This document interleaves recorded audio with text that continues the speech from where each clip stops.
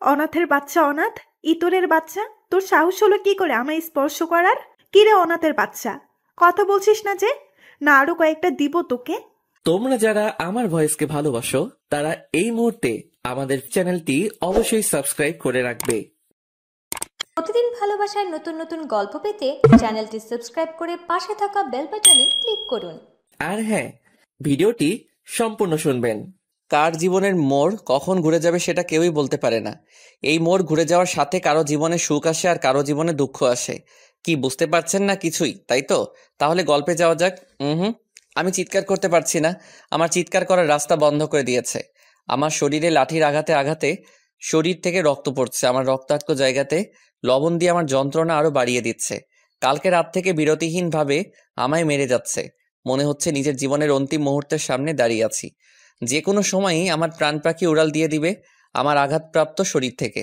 Police কনস্টেবলরা আমায় মারতে মারতে আমার অবস্থা পুরো খারাপ করে দিয়েছে। মানুষ তার ইগো আর নিজের বদলা নেওয়ার জন্য কতটা নিচে নামে পারে সেটা রিদিতাকে না দেখলেই হয়তো বুঝতেই পারতাম না। এখন মনে হচ্ছে কেন সেদিন রিদিতা অমন করে নিজে থেকে কথা বলতে আসছিল, কেন আমার আর ডলির কাছে এসে ক্ষমা চেয়েছিল। আসলে সবকিছুই ছিল ওর প্ল্যানের অংশ। মনে হচ্ছে আমায় যদি এর চেয়ে কেউ মেরে ফেলতো তাহলে ভালো হতো। হঠাৎ করে আমার মাথা চক্কর দিয়ে ওঠে আর চোখটা কেমন করে জানি বন্ধ হয়ে আসছে। দুজন পুলিশ কনস্টেবল রাহুলকে ঝুলিয়ে রেখে মেরে যাচ্ছে। রাহুল চিৎকার করতে যেও চিৎকার করতে পারছে না। রাহুলের মুখে একটা ছোট ফোমের বল ঢুকিয়ে রাহুলকে মেরে যাচ্ছে। হঠাৎ করে রাহুল নড়াচড়া বন্ধ করে শান্ত হয়ে যায়। পুলিশ অফিসাররা মারা বন্ধ করে দিয়ে রাহুলের পালস চেক করতে দেখতে পায় রাহুল অজ্ঞান হয়ে গেছে। তখন কনস্টেবলরা গিয়ে বড় অফিসারকে বলে। অফিসার এসে রাহুলকে পরীক্ষা করে সেখান থেকে তারা ফোন নিয়ে কাউকে কল দিল। কল দিয়ে কিছু কথা বলা শেষ করে কনস্টেবলদের উদ্দেশ্য করে বলল, এই, তোরা এই ফকিনের বাচ্চাকে নিয়ে ওই নদীর পাশের জমিতে ফেলে আয়, তবে সাবধানে, যাতে কেউ না দেখতে পায়। কনস্টেবলরা রাহুলকে নিচে নামিয়ে একটা গাড়িতে তুলে দিয়ে নদীর পাড়ের উদ্দেশ্যে গাড়ি ছোটালো। এবার জেনে আসে রাহুলের সাথে এমনটা হওয়ার কারণ কি। 1 বছর আগে বাবা মা ছাড়া পৃথিবীটা কতটা অসহায় সেটা আমার মতো অনাথ ভালোই বুঝতে পারছি। টাকা পয়সা সম্পত্তির জন্য কাছের মানুষগুলো হিংস্র চেহারাটাও দেখতে পেলাম। আপনারা হয়তো কিছুই বুঝতেছেন না, চলুন গল্পে যাওয়া যাক। হুম হুম একটা রুমের ভিতরে আমায় হাত পা বেঁধে মেরে যাচ্ছে আমার মামি, মামাতো বোন আর মামা। আমি যে চিৎকার দিয়ে কিছু বলবো সেটা কোনো পথ খোলা রাখিনি ওরা। আমার মুখে গুছিয়ে দিয়েছে কাপড়ের অনেক ছোট ছোট টুকরো। মনে হচ্ছে নিজের জীবনের অন্তিম যাত্রার সামনে দাঁড়িয়ে আছি। আমার শরীরে লাঠির আঘাতে ফেটে যাওয়া স্থান দিয়ে রক্ত পড়ছে আর সেই আঘাতপ্রাপ্ত জায়গায় লেবু চিপে লেবুর রস আর লবণ ঢেলে দিচ্ছে। আমি এই যন্ত্রণা যে সহ্য করতে পারছি না, ব্যথা যন্ত্রণা সবকিছু মিলিয়ে আমার চোখের জল আমার চিৎকারের রূপ নিয়ে বের হয়ে যাচ্ছে। হে সৃষ্টিকর্তা, আমায় কেন এমন এই নিষ্ঠুরতম পৃথিবীতে পাঠালে? আর যদি পাঠাবে তাহলে কেন একটু শান্তি দিয়ে দিলে না? শুনেছি মানুষ সৃষ্টির সেরা জীব, তাহলে আমার উপর এত অত্যাচার কেন? কিছুক্ষণ পর আমার হাতের ও পায়ের বাঁধন খুলে দিয়ে মামা মামি আর মামাতো বোন আমার রুম থেকে চলে যায়। আপনারা নিশ্চয়ই ভাবছেন আমি কিছু করেছি যার জন্য তারা আমায় এমন করে মারছে। সেটা ভাবলে আপনারা ভুল ভাবছেন। আসলে আমার সকল সম্পত্তি লিখে নেওয়ার জন্য এমন করছে। আজকে জোর করে সবকিছু লিখে নিয়েছে তারা। আমি তাড়াতাড়ি করে বাথরুমে গিয়ে শাওয়ার ছেড়ে দিয়ে নিচে বসে পড়লাম। কিছু সময় পর শরীরে যন্ত্রণা কিছুটা কম হলে বাথরুম থেকে ফ্রেশ হয়ে এসে নিজের বিছানায় বসে পড়লাম। আজকে থেকে এই বাড়ি মামার নামে হয়ে গেল। কিছু সময় পর নিচে থেকে মামির গলার স্বর শুনতে পেলাম। আমি তাড়াতাড়ি করে কাপড় পরে নিচে চলে গেলাম। নিচে যেতেই মামি বলেন, এই অনাথের বাচ্চা, রুমে পড়ে পড়ে ঘুমাচ্ছিস কেন? বাড়ির কাজগুলো কে করবে? তোর মরা বাপ নাকি তোর মরা মা? না মামি, আমি করছি। রাহুল সবার জন্য খাবার রেডি করে মামা আর মামিকে খেতে দিয়ে তার মামাতো বোন সীমার রুমের উদ্দেশ্যে পা বাড়ায়। রাহুল সীমার রুমে ঢুকে খাবার টেবিলে রেখে যেই চলে আসবে তখনই রাহুল সীমাকে টান দিয়ে বিছানায় এনে ফেলে দিল। সীমা বিছানা থেকে উঠে রাহুলের সামনে এসে রাহুলের গালে ঠাস ঠাস করে থাপ্পড় বসিয়ে দিয়ে বলল, অনাথের বাচ্চা অনাথ, ইতরের বাচ্চা, তোর সাহস হলো কি করে আমায় স্পর্শ করার? রাহুল গালে হাত দিয়ে দাঁড়িয়ে আছে, মাথা নিচু করে। তখন সীমা বলে উঠল, কিরে অনাথের বাচ্চা, কথা বলছিস না যে? না আরো কয়েকটা দিব তোকে? আসলে সীমা, তোর রুমের সুইচ বোর্ডে সমস্যা আর তুই ভেজা হাতে স্পর্শ করছিলি তাই আমি। তোর তো সাহস কম না, আমায় নাম ধরে ডাকিস? তোকে বলছি না ম্যাডাম বলে ডাকার জন্য? তুই তো আমার বোন হস, আর আমার ছোট। তো কি হয়েছে?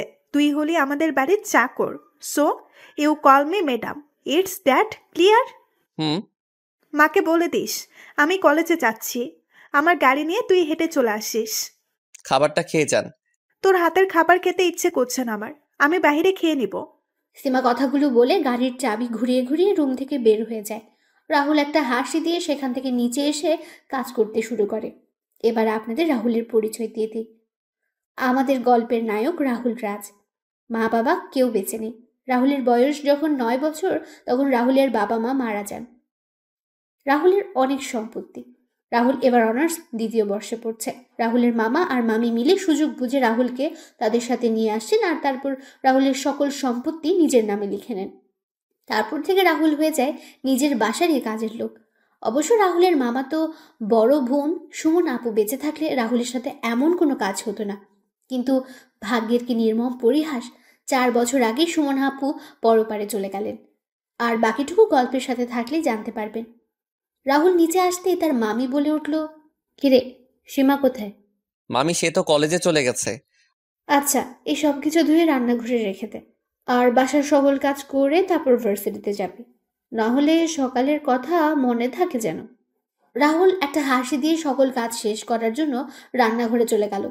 সবকিছু গুছিয়ে রাহুল তার রুমে এসে ফ্রেশ হয়ে রেডি হতে যাবে, তখনই বুঝতে পারে তার শরীরে কয়েক জায়গায় ফুলে গেছে আর সেখান থেকে এখনো অল্প অল্প করে রক্ত পড়ছে। রাহুল একটা কাপড়ের টুকরো দিয়ে সেগুলো মুছে একটা শার্ট পরে নিল। যখন ব্যাগ পিঠে নিল তখন পিঠে প্রচণ্ড ব্যথা শুরু হয়ে গেল। রাহুল সকল ব্যথা সহ্য করে বের হয় ভার্সিটির উদ্দেশ্যে। রাহুল ভার্সিটিতে আসতে রাহুলের বেস্ট ফ্রেন্ড শাকিল আর আরিফ রাহুলের সামনে আসলো আর বলল, কিরে আজকে দেরি হলো যে? তোর তো দেরি হয় না? বাসার কাজ শেষ করে আসতে আসতে দেরি হয়ে গেছে। ভুলেই গেছিলাম রে। তোকে কত করে বললাম আমাদের সাথে এসে থাকার জন্য, কিন্তু তুই মানা করে দিলি। বাদ দে সব কথা, এখন ক্লাসে চল। 3 বন্ধু মিলে হাসাহাসি করে ক্লাসের দিকে যাচ্ছিল। তখনই রাহুলের সাথে একটা মেয়ের ধাক্কা লাগে আর মেয়েটা মাটিতে পড়ে যায়। রাহুল মেয়েটার দিকে হাত বাড়িয়ে দিয়ে বলে, আসলে আমি দেখতে পাইনি, আমরা কথা বলে আসছিলাম, কিন্তু কি থেকে যে কি হয়ে গেল, আই এম সো সরি। মেয়েটা মাটি থেকে উঠে রাহুলের গালে ঠাস ঠাস করে থাপ্পড় দিয়ে বলে উঠল, মেয়ে দেখলেই ধাক্কা খেতে ইচ্ছে করে? তোদের মতো ছেলেদের জন্য আজকে মেয়ে ভালোভাবে ঘোরাফেরা করতে পারে না, নিজের ইচ্ছে মতো স্বাধীনভাবে চলাচল করতে পারে না। তোকে দেখে তো মনে হচ্ছে ভালো ছেলে, কিন্তু তোদের মতো এমন চেহারার ছেলেদের দ্বারাই এমন কাজ করতে পারে।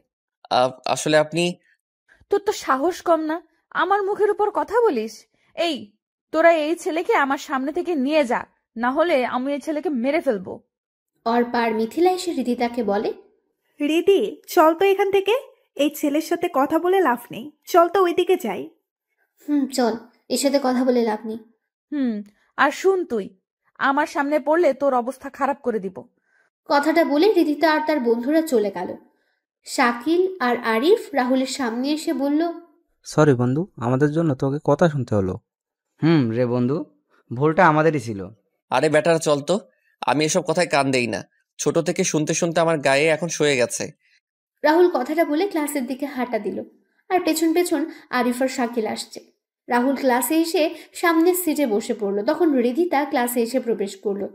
রাহুলকে সামনের সিটে বসতে দেখে রিদিতা বলে উঠল, ফকিরের বাচ্চা, তুই কোন সাহসে এখানে এসে বসেছিস? কেন এখানে বসলে কি কোনো সমস্যা? সামনে বসবে আমাদের মতো স্মার্ট শিক্ষিত মেয়েরা, তোর মতো গাইয়া খ্যাত ফকির রানা। ও আচ্ছা। রাহুল আর কোনো কথা না বলে পেছনে গিয়ে বসলো। কিছুক্ষণ পর শাকিল আর আরিফ রাহুলের পাশে এসে বসলো। স্যার ক্লাসে ঢুকে রাহুল আর আরিফ আর শাকিলের সাথে বসে পড়ে। কিছুক্ষণ পর স্যার ক্লাসে প্রবেশ করেন। স্যার সবার দিকে তাকিয়ে যেই ক্লাস শুরু করবেন তখন স্যার রাহুলের দিকে তাকিয়ে বললেন, কিরে রাহুল, পিছনে বসে আছিস কেন? এমনি স্যার। তোরে না বলছিস সামনে বসতে? স্যার ক্লাস যে কোনো এক জায়গায় বসে করা যায়, সামনে বসে ক্লাস করলেই যেই স্যার আমি ভালো স্টুডেন্ট স্মার্ট হয়ে যাবো এমনটা তো নয়। তা অবশ্য ঠিক বলেছিস তুই। রাহুল কথাগুলো একবার রিদিতার দিকে তাকায় আর রিদিতা রাহুলের কথাগুলো শুনে রাগী চোখে রাহুলের দিকে তাকায়। এদিকে অর্পা আর মিথিলা রিদিতাকে আস্তে আস্তে শুনিয়ে শুনিয়ে বলল, ঠান্ডা মাথায় কিছুক্ষণ আগের বদলা নিয়েছিল ছেলেটা। এবার বুঝতে পারছি রাহুলকে কেন ভালো স্টুডেন্ট। রিদি, তুই ওর দিকে তাকিয়ে আছিস কেন? ছেলের সাহস কেমন দেখেছিস? দেখেছিস বুকের পাঠা আছে ছেলের। মিস রিদিতা আর রিদিতার 2 হাত। আপনারা ক্লাস করবেন না, বের হয়ে যাবেন। ক্লাস করার ইচ্ছে না থাকলে রুম থেকে বের হয়ে যেতে পারেন, দরজা আপনাদের সামনেই আছে। কেউ আর কোনো কথা বলল না। স্যার ক্লাস নেওয়া শুরু করলেন। একজন স্যারের ক্লাসের পর আরেকজন স্যার এসে ক্লাস নিয়ে চলে গেলেন। ক্লাস শেষ করে রাহুল, শাকিল, আরিফ শহীদ মিনারে বসে কথা বলছিল। তখনই রিদিতা এসে বলল, তোর তো সাহস কম না, তুই আমায় ক্লাসের সবার সামনে অপমান করিস। আমি আপনাকে কখন অপমান করলাম? তুই ক্লাসে আমায় এই কথাগুলো শুনিয়ে শুনিয়ে কেন বললি? ক্লাসের কেউ এসে প্রতিবাদ করছে না, তাহলে তুই কেন এসেছিস রিদিতা? জানেন তো, চোরের মন পুলিশ পুলিশ। তুই জানিস আমি কে, আমার পরিচয় কি? আপনাকে দেখে আপনার সম্পর্কে জানা হয়ে গেছে আমার। আপনি কোনো অহংকারী বাবা মায়ের অহংকারী মেয়ে হবেন যে মানুষকে মানুষ মনে করেন না। শাকিল, আরিফ, চল এখান থেকে। রাহুল কথাগুলো বলে ভার্সিটি থেকে বের হয়ে আসে। রাহুল বাড়িতে এসে দেখতে পায় বাড়িতে কেউ নেই। রাহুল তার রুমে যাবে, তখন সে শুনতে পায় অদ্ভুত কিছু শব্দ। রাহুল শব্দগুলো অনুসরণ করে কিছুটা সামনে যেতেই একটা রুম দেখতে পায়। রুমটা ছিল সীমার রুম। রাহুল রুমের সামনে গিয়ে দেখতে পায় দরজা ভেতর থেকে ঠিকমতো লাগানো হয়নি। রাহুল দরজা ঠেলে দেখতে পায় আমি দরজা ঠেলে দেখতে পেলাম আমার মামাতো বোন সীমা আর একটা ছেলে অন্তরঙ্গ সম্পর্কে জড়িয়েছে। তারা এই পাপ কাজের নেশায় এতটাই বিভোর যে দরজাটা লাগাতেই ভুলে গেছে। আমি তো নিজের চোখকে বিশ্বাস করাতে পারছি না। আমার মাথা যেন ঘুরতে লাগলো। কিছুক্ষণের জন্য আমি পাথরের ন্যায় শক্ত হয়ে গেলাম। তখন বললাম, সি সি সি, সীমা, এগুলো কি করছিস তুই? মামা মামি জানলে কি হবে বুঝতে পারছিস? রাহুলের কথা শুনে সীমা ওর ছেলেটা আলাদা হয়ে যায়। ছেলেটা নিজের পোশাক পরে সেখান থেকে চলে যায়। সীমা নিজেকে ঢেকে রাহুলের উদ্দেশ্যে বলে, তুই এখানে এই সময়ে? না এলেই তো জানতে পারতাম না তুই এমন একটা কাজ করছিস। আমি জানতাম তুই একটা অহংকারী বদমেজাজি মেয়ে, কিন্তু তুই যে এমন একটা কাজ করবি না সেটা বুঝতে পারিনি। তোকে নিজের বোন বলতে আমার রুচিতে বাজছে। এইরকম পাপ কাজে নিজেকে জড়ানোর আগে একবার অন্তত মামা মামির কথা চিন্তা করতি। তোর এই কাজের কথা মামা মামি জানলে কাউকে নিজের মুখ দেখাতে পারবে না। দেখ রাহুল, তুই ভুল ভাবছিস। হ্যাঁ, নিজের চোখে আমি যা দেখেছি সেটাকে ভুল বলবো? ছি সীমা, ছি। রাহুল কথাগুলো বলে সীমার রুম থেকে বের হয়ে নিজের রুমে চলে যায়। রাহুল ফ্রেশ হয়ে নিচে এসে সবার জন্য খাবার তৈরি করতে থাকে। কিছুক্ষণ পর মামা আর মামি বাসায় ফিরে আসেন। দুপুরের খাবার সবাই একসাথে খাওয়া দাওয়া করে যে যার রুমে চলে যায়। এদিকে বিকেলবেলা রিথিতা, মিথিলা আর অর্পা ছাদে দাঁড়িয়ে আছে। তখন তিনজনই দেখতে পায় রাহুল একটা কবরস্থান থেকে বের হচ্ছে নিজের চোখ মুছতে মুছতে। তখন অর্পা বলে, রাহুল আমাদের এলাকায় কি করে? আমি কি জানি। কালকে ওই ছোট লোকের বাচ্চাকে একটা উচিত শিক্ষা দিব। এই রিদিতা চৌধুরীকে অপমান করার পরিণাম কতটা খারাপ সেটা বুঝতে পারবে। আরে বাদ দে না, ক্লাসের কেউ কিছু বলছে না, তুই বলছিস কেন? সামান্য একটা রাস্তার ছেলে হয়ে ওর সাহস হলো কি করে আমার সাথে অমনটা করার? চল ঘুরে আসি কোথা থেকে, এতে মনও ফ্রেশ হয়ে যাবে। এটাই ভালো হবে, চল রিদিতা। কথাটা বলে তিনজনই বেরিয়ে পড়ে। এইদিকে সন্ধ্যাবেলায় রাহুল বাসায় ফিরে নিজের রুমে গিয়ে ফ্রেশ হয়ে পড়তে বসে। এই সন্ধ্যাবেলা রাহুলের কাজ করতে হয় না, তার মামি কাজ করেন। কিছুক্ষণ পর সবাই নাস্তা করে যে যার রুমে চলে যায়। রাহুল যখন পড়ছিল তখন সীমা রাহুলের রুমের সামনে এসে দরজায় কড়া নাড়ে। রাহুল তাকিয়ে সীমাকে দেখতে পেয়ে বলে ওঠে, কি চাই ম্যাডাম, কিছু লাগবে? না। আমি জানি আমি তোর সাথে অনেক খারাপ আচরণ করেছি, তোর গায়ে হাত তুলেছি। আমার এসব কাজের জন্য ক্ষমা চাওয়ার কোনো সুযোগও আমি রাখিনি। তবুও তোর পায়ে ধরে বলছি ভাইয়া, তুই আমায় ক্ষমা করে দে ভাইয়া। আমি তো তোর নিজের বোন না, তবুও নিজের বোন মনে করে ক্ষমা করে দে ভাইয়া, প্লিজ প্লিজ। সীমা কথাগুলো বলে রাহুলের পা জড়িয়ে কান্না করতে থাকে। রাহুল কিছু বলছে না। সীমার চোখের জল রাহুলের পায়ে পড়ছে। রাহুল কি করবে বুঝতে পারছে না। তখন রাহুল নিজের সকল রাগকে ভুলে সীমাকে তার পা থেকে তুলে চেয়ারে বসিয়ে বলে, আচ্ছা যা, আমি তোকে ক্ষমা করে দিলাম। তোকে আমায় কথা দিতে হবে তুই ভবিষ্যতে এমন কাজ আর কখনো করবি না। পড়ালেখায় কোনো ফাঁকি ঝুঁকি দিবি না। আমার কথাগুলো রাখতে পারলে আমি তোকে ক্ষমা করে দিব। আমি তোর সব কথা রাখবো। যা, নিজের রুমে যা এখন। রাহুল তার পড়ালেখা শেষ করে নিচে এসে খাওয়া দাওয়া করে তার রুমে গিয়ে শুয়ে পড়ে। পরের দিন সকালে রাহুল ভোরে ঘুম থেকে উঠে নিচে এসে রান্না করে সীমাকে দেখে অবাক হয়ে যায়।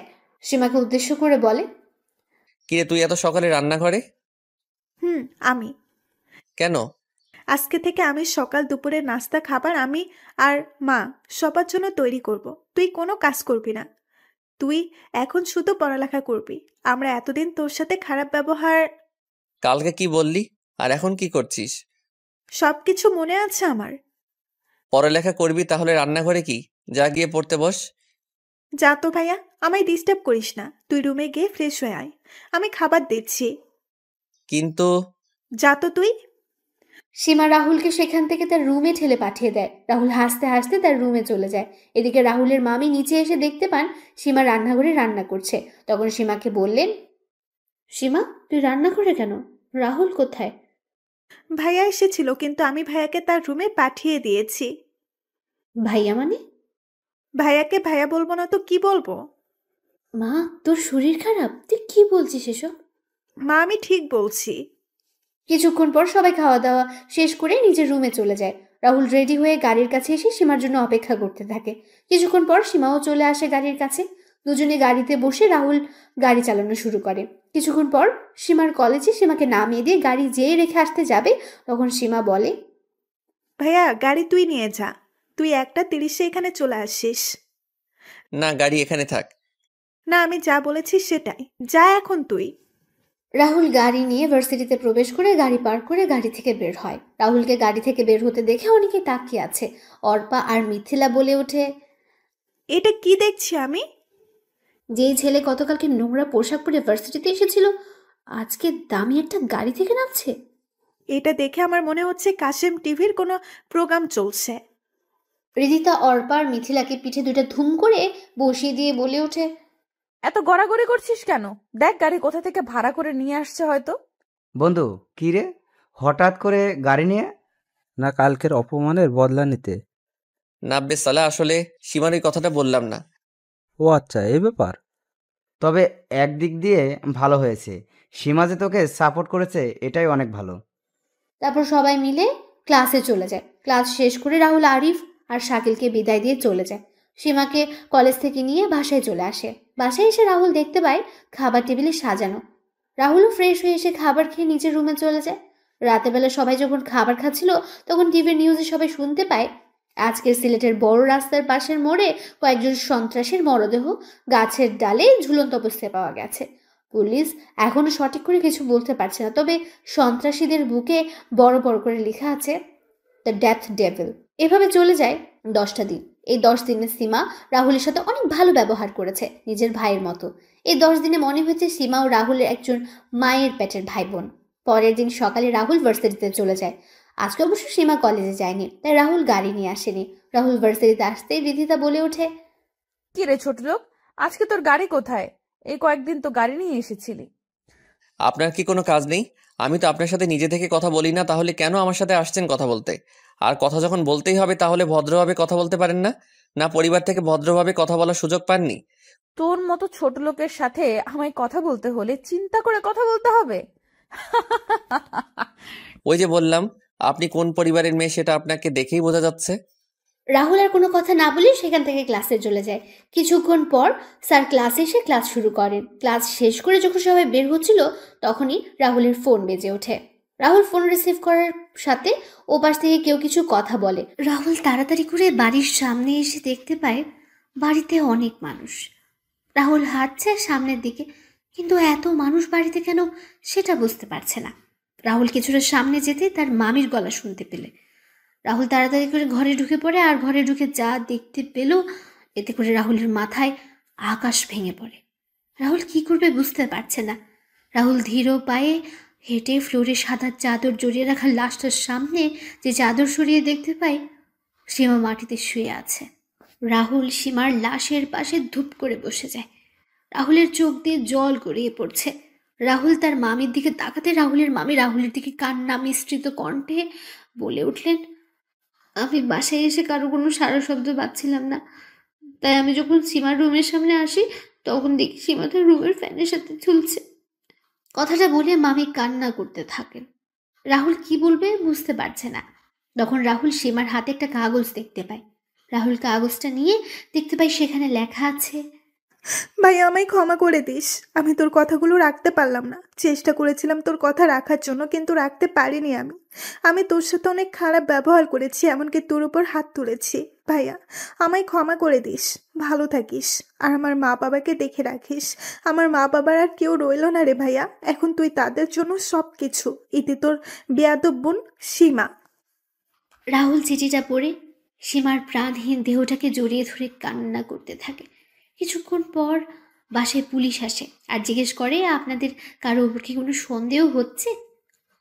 না, আমাদের কারো উপর কোনো সন্দেহ হয় না। পুলিশ অফিসার বললেন। অফিসার, আপনারা এখন আসতে পারেন। পুলিশ অফিসার চলে যায়। 2 ঘন্টা পর সীমাকে সমাহিত করা হয়। সীমার মৃত্যুর খবর শুনে আরিফ আর শাকিলও আসে। শাকিল আর আরিফ রাহুলকে শান্ত করার চেষ্টা করছে। সবাই সকল কাজ শেষ করে চলে যায়। রাহুল তার রুমে গিয়ে ঘুমিয়ে পড়ে। রাতের বেলা রাহুল সবার জন্য খাবার তৈরি করে আর তার মামা আর মামির রুমে নিয়ে গিয়ে বলে, মামা মামি চলো খেয়ে নিবে।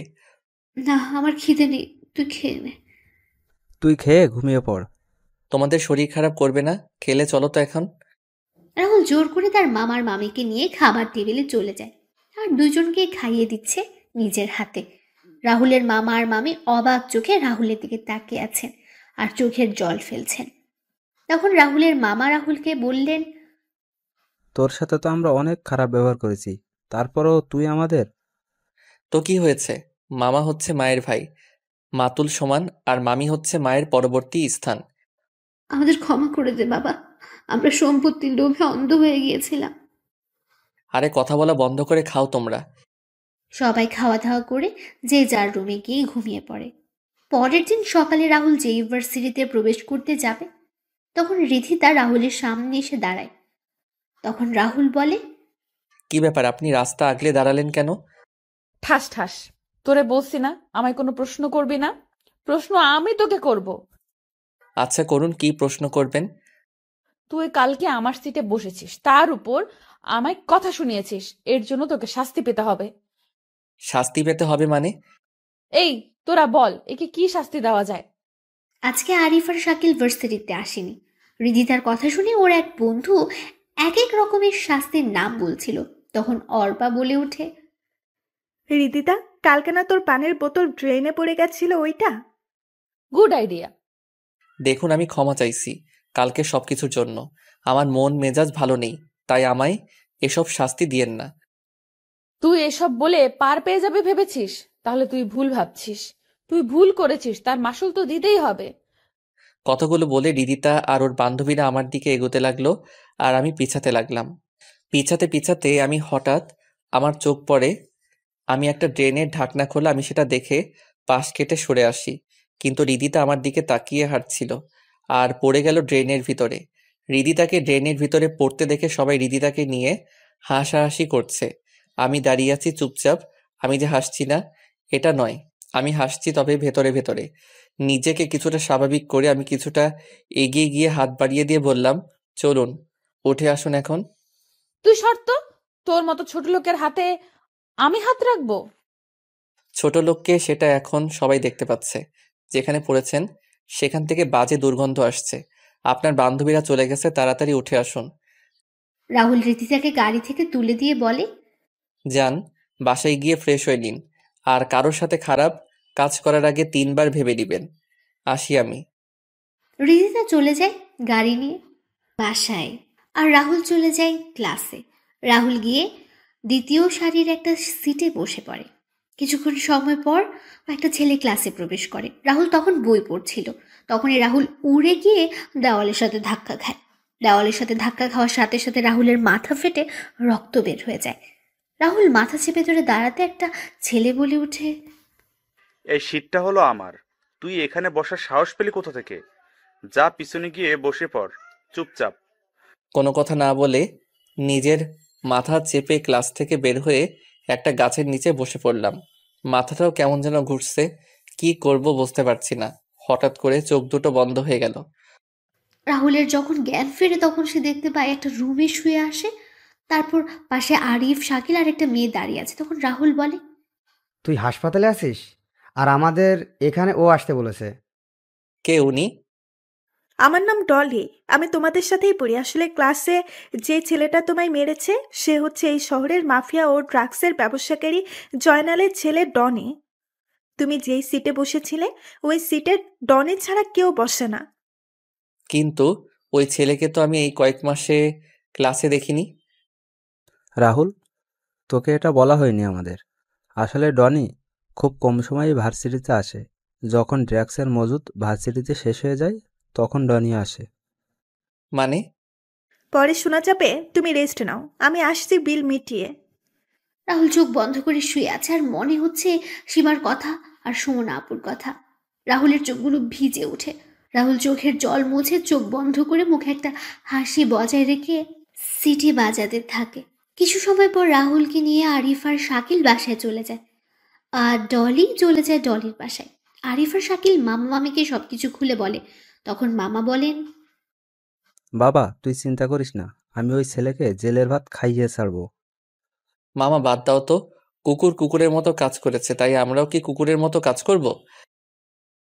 রাহুল ঠিক বলেছে, ঝামেলা বাড়িয়ে লাভ নেই। নিজের 2 মেয়েকে তো হারালাম, এবার এই ছেলেকেও না হারিয়ে ফেলবো। রাতের বেলা সবাই খাওয়া দাওয়া করে ঘুমিয়ে পড়ে। এদিকে ডলি তার বাবাকে বলছে, বাবা, আমাদের কয়েকজন এজেন্টের কোনো সন্ধান পাচ্ছি না। সকল এজেন্টের লোকেশনও বের করা যাচ্ছে না। ডনির বাবা ডনির গালে থাপ্পড় বসিয়ে দিয়ে বলে ওঠেন, লজ্জা করছে না তোর এই কথা বলতে? আমি বসকে বলে তোকে এই বাংলাদেশের দায়িত্ব দিয়েছি, আর সেই জায়গায় তুই কোনো কিছুই খুঁজে বের করতে পারছিস না। তোর জন্য বসের কাছে আমায় শুধু শুধু কথা শুনতে হচ্ছে। বাবা, আমি চেষ্টা করেছি, কিন্তু কিছুই তো হচ্ছে না। আমার লোকেরা ওদের ভালো করে খুঁজেছে, কিন্তু পায়নি। আমার মনে হয় ওদের কেউ মেরে ফেলেছে। আচ্ছা, আমি দেখছি। ডনি যখন রুম থেকে বের হয়ে যাবে তখন জয়নালের ফোন বেজে ওঠে। জয়নাল ফোন রিসিভ করে ওপাশ থেকে যা শুনতে পেল তাতে জয়নাল থপ করে সোফায় বসে পড়ে আর হাত থেকে ফোন পড়ে যায়। ডনি তার বাবার কাছে এসে তার বাবাকে ধরে বলে, বাবা, কি হয়েছে? কে কল দিয়েছিল? আর তুমি কি বা শুনলে? আমাদের সকল ইনফরমেশন কেউই হ্যাক করে দিয়েছে এবং কোনো একজন মাফিয়াকে দিয়ে দিয়েছে। কি বলছো কি? হ্যাঁ, এখন এই ইনফরমেশনগুলো লিক হয়ে গেলে আমাদের মৃত্যু নিশ্চিত। আমরা কোনো দেশে পালিয়ে বাঁচতে পারবো না। বাবা, এখন কি করবে তাহলে? একজন আছে যে আমাদের রক্ষা করতে পারে। কে বাবা? হ্যাকার রাজ। জয়নাল ফোন দিয়ে রাজের সাথে কথা বলে, রাজের সাথে দেখা করতে চায় এবং রাজও দেখা করতে চায়। পরের দিন বিকেলে হৃদিতা ছাদে দাঁড়িয়ে আছে কফি হাতে। তখন হৃদিতা দেখতে পায় রাহুল কবরস্থান থেকে বের হয়ে যাচ্ছে। এদিকে রাজ চলে আসে জয়নালের বলা ঠিকানায়। রাজের মুখে মাস্ক ছিল আর জয়নাল বলছে, রাজ, এখন তোকে আমাদের খুব দরকার। আমাদের এখানে বেঁচে থাকা অনেক কষ্টদায়ক হয়ে গেছে। আমি কিছু করতে পারবো না। আমি ওই রাস্তা ছেড়ে দিয়েছি। আমি এখন ভালো হতে চাই। নিজের পুরনো রূপটাকে আমি 4 বছর আগে দাফন করে দিয়েছি। তাই আমায় কল দিয়ে বিরক্ত করবি না। আমায় বিরক্ত করলে এর ফল ভালো হবে না। আর হ্যাঁ, আমার পরিচয় যেন কেউ জানতে না পারে। রাজ কথাটা বলে সেখান থেকে চলে যায়। আর জয়নাল ও ডনি তাকিয়ে আছে রাজের যাওয়ার দিকে। তখন ডনি বলে, বাবা, তুমি চিন্তা করো না। আমি একে আজকে রাত শেষ হওয়ার আগেই নিয়ে আসব। জানিস এই রাজকে? কি তার পরিচয়, কি তার কাজ? বাবা, পুরো হ্যাকারদের গডফাদার হলো রাজ। রাজের সাথে পাঙ্গা নিয়ে আজ পর্যন্ত কেউ বাঁচতে পারেনি, আর তুই বলছিস সেই রাজকেই নিয়ে আসবি? ড্রাগন গ্রুপের নাম শুনেছিস? হুম, আন্ডারওয়ার্ল্ডের এক সময়ের শক্তিশালী টিমের কথা বলছো? সেই ড্রাগন গ্রুপের লিডার হলো এই রাজ। কি? হ্যাঁ। এবার কি করবে তাহলে? ও যে মানা করে দিল। রাজ আসবে আমার কাছে খুব তাড়াতাড়ি। হা হা হা। পরের দিন রাহুল ভার্সিটিতে বসেছিল। তখন ডলি এসে রাহুলের পাশে বসে আর বলে, কি অবস্থা এখন তোমার? ভালো, ধন্যবাদ তোমায়। হুম। ডলি আর রাহুল কথা বলছিল তখন হৃদিতা সেখানে চলে আসে। রাহুল সেখানে যেই উঠতে যাবে তখন ডলি রাহুলকে বসিয়ে দিল আর হৃদিতা বলে, কি রে ছোট লোক, একটা মেয়েও জুটিয়ে নিয়েছিস? রীতিতা, মুখ সামলে কথা বলবি। মানুষকে সম্মান করতে শেখা উচিত তোর। কি রে ডলি, তুই ওই ফকিনের হয়ে কথা বলছিস কেন? প্রথম দেখায় ভালো লেগেছে কি? মানুষকে তো মানুষের ভালো লাগবেই, তোদের মতো অমানুষরা সেটা বুঝবে কি করে? এক ফকিন্নি আর এক ফকিন্নির হয়ে কথা বলবেই তো। মুখ সামলে কথা বলবি রিদিতা। তুই মুখ সামলে কথা বল। তুই একজন সামান্য সরকারি চাকরিজীবীর মেয়ে, আর আমার বাবা হলেন একজন এমপি। So mind it. আমার সাথে লাগতে এলে তোর এমন অবস্থা করব যাতে তুই কাউকে মুখ দেখাতে না পারিস। তুই যে এতটা খারাপ আমি ভাবিনি। আমাদের তুই ফকিন্নি বললি না, আসলে তোর আচার ব্যবহার বোঝাই যায় কে ফকিন্নি আর কে ছোট লোক। ডলি, তুই কিন্তু মাত্রাতিরিক্ত কথা বলছিস। সামান্য একটা ছোট লোকের জন্য তুই আমার সাথে এইভাবে কথা বলছিস? অন্যকে কিছু বলার আগে নিজের অবস্থান নিজের ব্যবহার দেখে নিস। কথাগুলো বলে ডলি সেখান থেকে চলে যায়, আর রাহুল চলে যায় ক্লাসে। রাহুল ক্লাসে এসে আরিফ আর শাকিলের সাথে বসে কথা বলছিল। তখন রিদিতা রাহুলের সামনে আসে, আর রিদিতা রাহুলের গালে ঠাস ঠাস করে থাপ্পড় বসিয়ে দিল। তখন রাহুল বলল, এটা কি হলো? আপনি আমায় মারলেন কেন? তোর জন্য একটা মেয়ে আমায় সবার সামনে অপমান করে গেল। আমি কি বলেছিলাম ওর সাথে কথা বলার জন্য? আর আপনি তো নিজে থেকে এসে সমস্যা সৃষ্টি করেছেন। তোদের দুইজনের অবস্থা খারাপ করে দিব। আপনারা দুইজনে কথা বলেছেন, এখানে আমায় কেন টানছেন? আমি তো কিছু বলি নাই, তাহলে আমাকে কেন? রিদিতা কথাগুলো বলেই রাহুলকে থাপ্পড় মারছে, সাথে চুলগুলো টানছে। রাহুল একসময় ব্যথায় চিৎকার দিয়ে ওঠে। তখন অর্পা আর বাকিরা রিদিতাকে সেখান থেকে নিয়ে আসে। রাহুল তার চুল ধরে বসে পড়ে। অর্পা রিদিতাকে উদ্দেশ্য করে বলে, এটা তুই কি করলি রিদি? যা করেছি ভালো করেছি। তোরা নিয়ে এলি কেন? আমি ওর সমস্ত চুল ছিঁড়ে ফেলতাম। তোর এই কাজে ক্লাসের সবাই তোকে নিয়ে হাসছে, সেটা অনেক ভিডিও করে রেখেছে। আজকে তুই তোর কাজের জন্য সবার কাছে হাসির পাত্র হয়ে গেলি। রিদিতা এক পলক সবার দিকে তাকিয়ে রাগে ফুসতে ফুসতে গাড়ি নিয়ে বাসায় চলে যায়। এইদিকে আরিফ আর শাকিল বলছে, বন্ধু, অনেক বড় তুফান গেল না রে তোর ওপর দিয়ে? ওটা তুফান না, নার্গিস গিয়েছে। শাআল্লাহ, আর একটু হলে আমার মাথার সমস্ত চুল ছিঁড়ে ফেলতো। আমি যতই ওর থেকে দূরে থাকতে চাই, ততই মেয়েটা কেন আমার সাথে পায়ে পায়ে ঝগড়া করতে আসে? বন্ধু চল বাসায় চলে যাই, আজকে আর ভালো লাগছে না। তারপর তিনজনই বাসায় চলে যায়।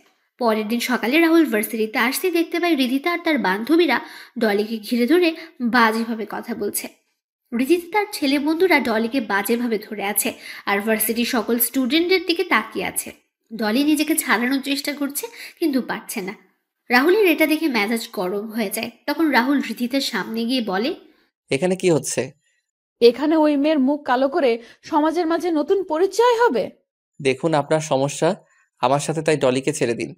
কাউকে ছাড় দেওয়া হবে না। আগে এই মেয়ে, তারপর ওই ছেলে।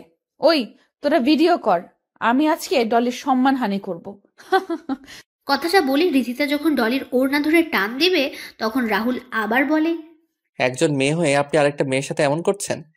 সর এখান থেকে, ছোট লোকের বাচ্চা। কথাটা বলে রিদিতা যেই ওড়না ধরবে, তখন রাহুল সবাইকে অবাক করে দিয়ে রিদিতার গেঞ্জি টেনে ধরে আর বলে, নে এবার ভিডিও কর। তোর অনেক ইচ্ছা না অন্যের সম্মানহানি করার? এবার তোর সম্মানহানি হবে। রাহুলের এমন কাণ্ডে সবাই অবাক হয়ে যায়। অর্পা, মিথিলা সহ সবাই তাকিয়ে আছে। সবাই ভিডিও করা বন্ধ করে দিয়েছে। রাহুল রিদিতার গেঞ্জি ছেড়ে দিয়ে ডলিকে নিয়ে চলে আসছিল। তখনই রিদিতা বলে ওঠে, তোর যদি সাহস থাকে তাহলে আজকে 3 ঘন্টা ভার্সিটি থেকে দেখা। আজকে তোকে শেষ করে দিব। যা, তোর কোনো বাপ আছে, নিয়ে আয়। দেখা যাবে। রিদিতা ফোন দিয়ে তার বাবাকে বলে। তখন তার বাবা তার লোকদের পাঠিয়ে দিলেন। 1 ঘন্টা পর রাহুল ক্লাস করছে। তখন রিদিতা তার বাবার পাঠানো লোকদের নিয়ে ক্লাসে প্রবেশ করে আর রাহুলকে দেখিয়ে দিল। লোকগুলো এসে রাহুলকে ক্লাস থেকে টানতে টানতে ভার্সিটির মাঠে নিয়ে যায়। লোকগুলো রাহুলকে স্ট্যাম্প, হকি স্টিক, পাইপ নিয়ে আঘাত করছে, আর রাহুল সবাইকে অবাক করে হেসে যাচ্ছে। রাহুলের মুখ, মাথা থেকে রক্ত পড়ছে, কিন্তু রাহুল অনবরত হেসে যাচ্ছে। রাহুলের দিকে তাকিয়ে আছে সবাই অবাক চোখে। এত আঘাতের পরও হাসছে। ডলি, আরিফ আর শাকিল বলছে, কিরে রাহুল হাসছে কেন? এত আঘাতের পরেও হাসতে? রাহুলের শরীরে মনে হচ্ছে এই আঘাতের কোনো প্রতিক্রিয়াও হচ্ছে না। রাহুল হাসছে দেখে রিদিতা রাহুলের সামনে গিয়ে বলে, কিরে হাসছিস কেন? হাসবো না কেন বলতো? তোর ডেকে আনা লোকগুলো আমায় কিছু করতে পারছে না। তোর শরীর থেকে রক্ত পড়ছে আর বলছিস কিছু হয়নি? দাঁড়া, তোর খালি শরীরে আঘাত করলেই বুঝতে পারবি। রাহুল টি শার্ট ছিঁড়ে ফেলতেই সবাই অবাক হয়ে যায়। রিদিতার বাবার লোকেরা পালিয়ে যায়, আর রিদিতা সেখান থেকে কয়েক পা পিছিয়ে যায়। ভার্সিটির সবাইও তাকিয়ে আছে রাহুলের দিকে। ডলি, আরিফ আর শাকিলও তাকিয়ে আছে।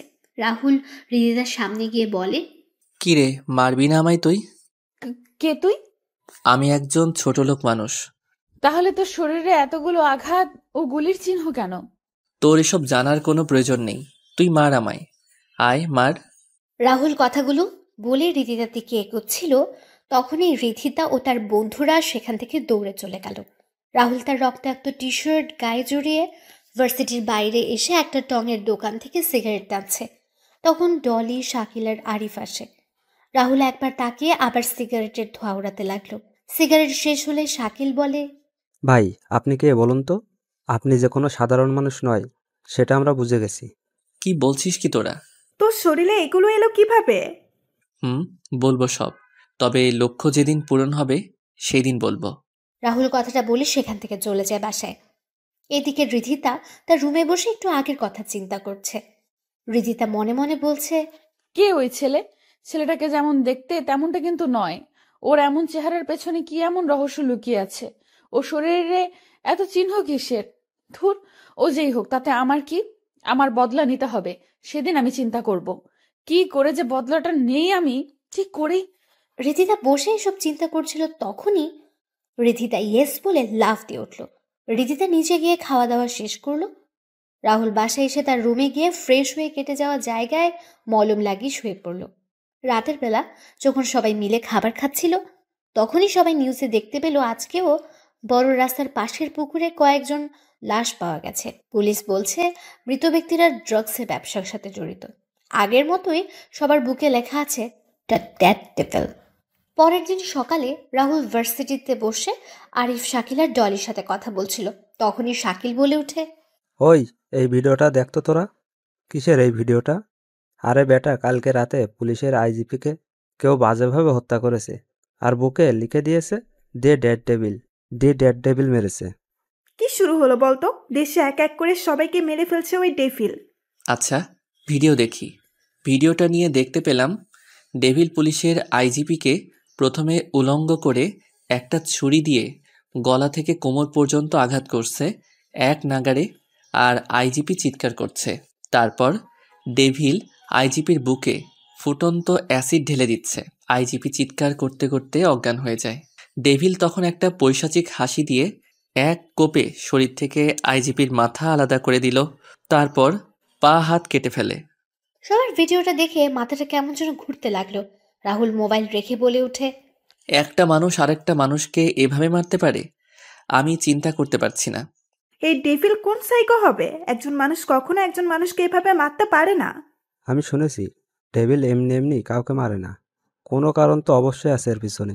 তখনই রাহুলের ফোন বেজে ওঠে। রাহুল ফোন বের করে দেখতে পায় জয়নালের কল। রাহুল সেখান থেকে উঠে গিয়ে কল রিসিভ করে। কিরে, তোকে না বলেছি আমায় কল দিবি না? তাহলে ভাই, আমি তোমার পায়ে পড়ি, তুমি পারো একমাত্র আমাদের বাঁচাতে। ওই ডেভিল অলরেডি আমাদের সকল এজেন্টের মেরে দিচ্ছে, আমাদেরও কখনো মেরে দিবে। প্লিজ তুমি আমাদের রক্ষা করো, প্লিজ। আমি আগেই বলেছিলাম তোদের এই রাস্তা থেকে বের হয়ে আসার জন্য, কিন্তু তোরা এলি না। তোদের এই ড্রাগসের জন্য অনেক ছেলে মেয়ে মারা গেছে, অনেকের সংসার নষ্ট হয়ে গেছে। ভাই, আমি আপনার পায়ে পড়ি, এবার আপনি বাঁচিয়ে নিন, সামনে থেকে আর এমন কাজ করব না। শোন, তুই আর তোর ছেলে সকল ভার্সিটি থেকে তোদের সকল কিছু যদি আজকের ভিতরে সরিয়ে নিতে পারিস, তাহলে আমি তোদের কাজ করে দিব। রাহুল কথাগুলো বলে সেখান থেকে এসে আবার আড্ডা দেওয়া শুরু করে। তখন হৃদিতা ও তার বন্ধুরা আসে রাহুলদের আড্ডা দেওয়ার স্থানে। হৃদিতা রাহুল আর বাকিদের উদ্দেশ্য করে বলে, রাহুল, ডলি, আমি তোদের সাথে সত্যি অনেক খারাপ ব্যবহার করেছি। তোরা আমায় ক্ষমা করে দে। আজকে কি তোর শরীর খারাপ করেছে যার জন্য এমন বলছিস? না রে, আমার শরীর ভালো, তবে নিজের কাজের জন্য খুব অনুশোচনা হচ্ছে। আসলে আমি সবার সাথে খারাপ ব্যবহার করেছি, এখন নিজেকে আমায় বদলাতে হবে। তাই তোরা আমায় ক্ষমা করে দে। তোরা যদি বলিস তাহলে আমি ভার্সিটির সবার সামনে আমি তোদের কাছে ক্ষমা চেয়ে নেব। আমি ক্ষমা করে দিলাম। দেখ রাহুল তোকে ক্ষমা করে দেয় কিনা। রাহুলের কাছে গিয়ে বললাম রাহুলের হাত ধরে, রাহুল, আমায় ক্ষমা করে দে প্লিজ। আমি তো নিজের ভুল বুঝতে পেরেছি, আর নিজের ভুলের জন্য ক্ষমাও চাইছি। এই কি করছেন? আমি একজন ছোট লোক ছেলে, আমায় ধরছেন কেন? আপনি একজন এমপির মেয়ে হয়ে আমার হাত ধরছেন, এটা দেখলে লোকে কি বলবে? ছাড়ুন ছাড়ুন। Rahul please please. তখন শাকিল, আরিফ, ডলি সবাই বলে ক্ষমা করে দেওয়ার জন্য। রাহুলও কিছুক্ষণ সময় চিন্তা করে বলে, আচ্ছা যান, ক্ষমা করে দিলাম। তবে সবার সাথে ভালো ব্যবহার করবেন, সবাইকে সম্মান করবেন। হুম, তাহলে আমরা আজকে থেকে সবাই বন্ধু। হুম। আচ্ছা শুন, তোরা কালকে আমার জন্মদিন, তাই বাড়িতে একটা পার্টির আয়োজন করা হয়েছে, তোরা সবাই আসবি। শুভ জন্মদিন রিদিতা, জন্মদিনের অনেক অনেক শুভকামনা রইল। আরে এখন বলছিস কেন? কালকে বলবি তো? না রে, আমি কালকে যাব না, আমার এইসব পার্টি ভালো লাগে না।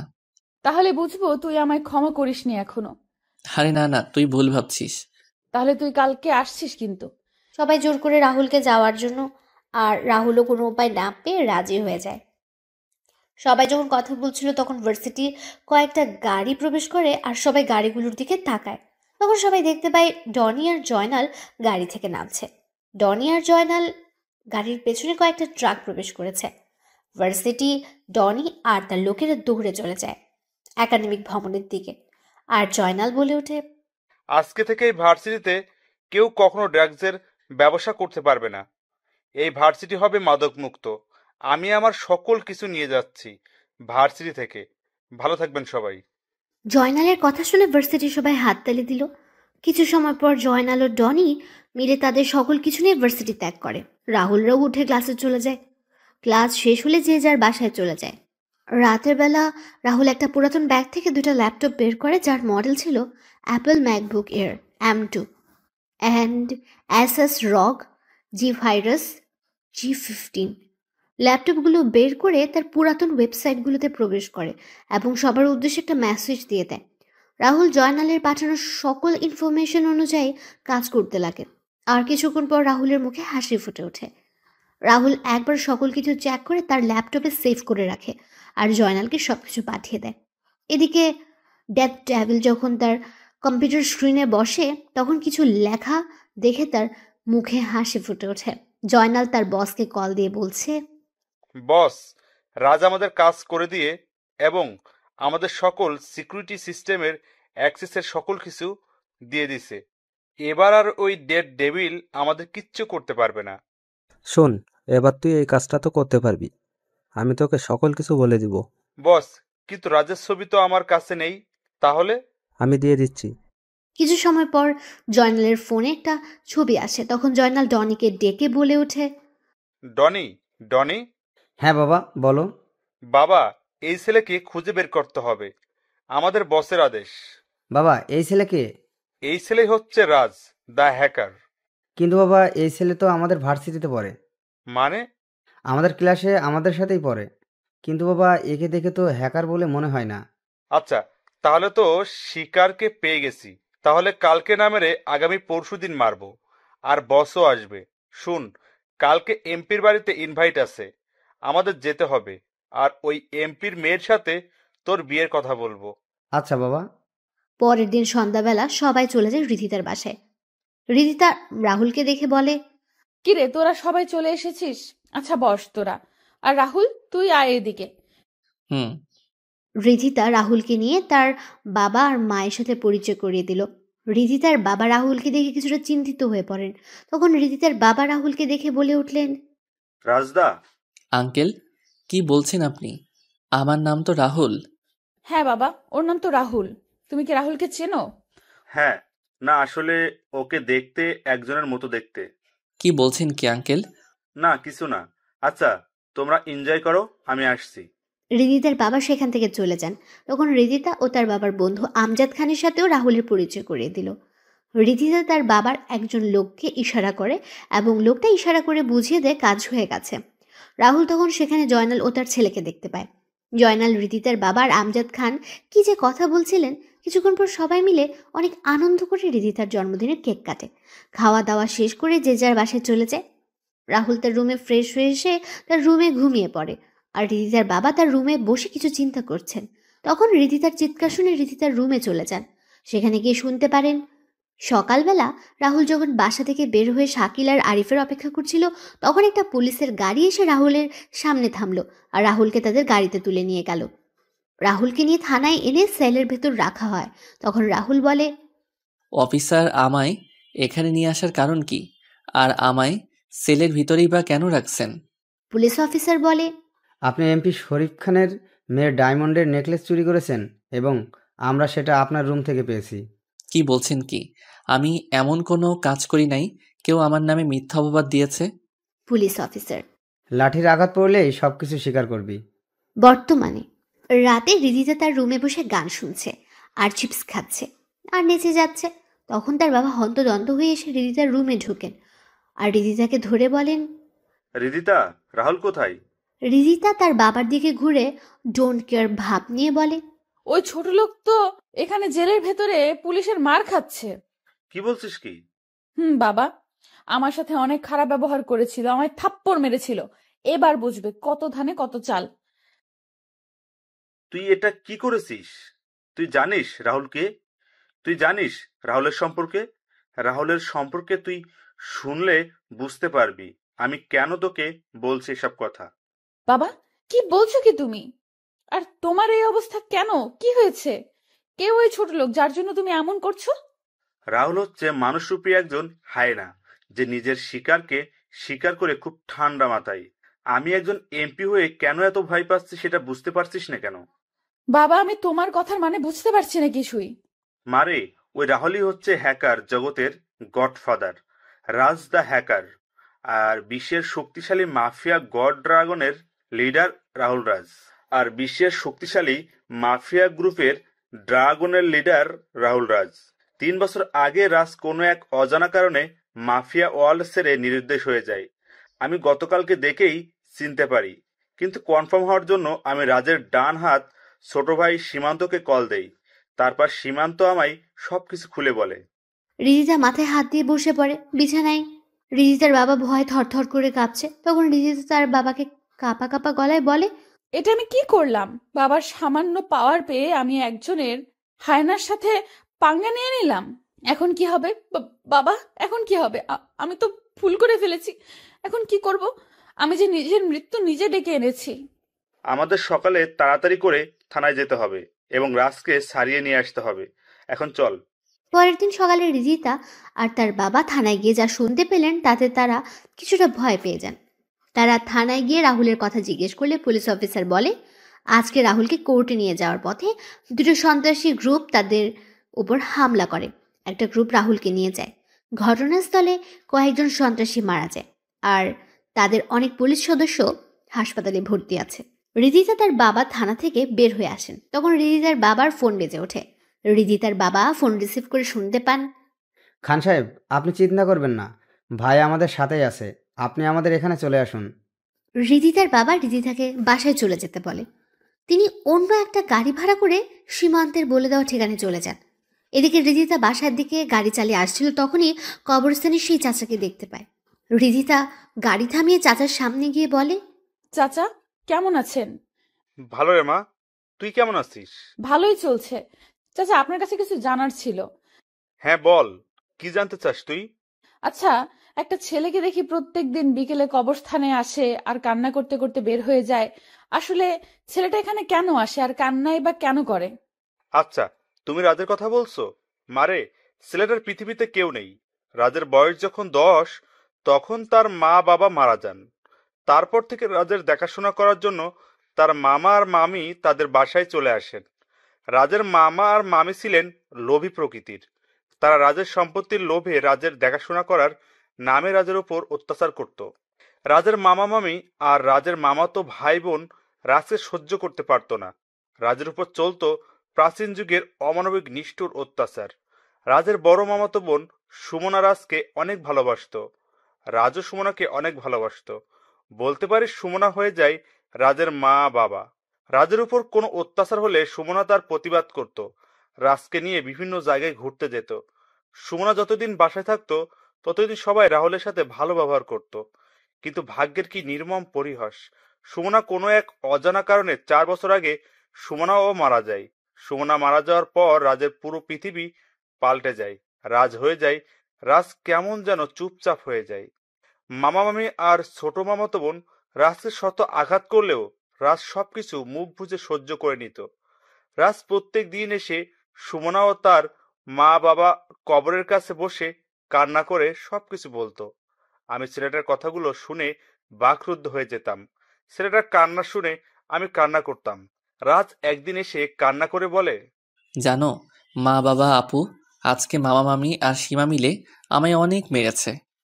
আমার মুখে কাপড় গুজে দিয়ে আঘাত করেছে। আমার শরীরে লাঠির আঘাতে ফেটে যাওয়া স্থান দিয়ে রক্ত পড়ছে। আর সে আঘাতপ্রাপ্ত জায়গায় লেবু চিপে লেবুর রস আর লবণ ঢেলে দিচ্ছে।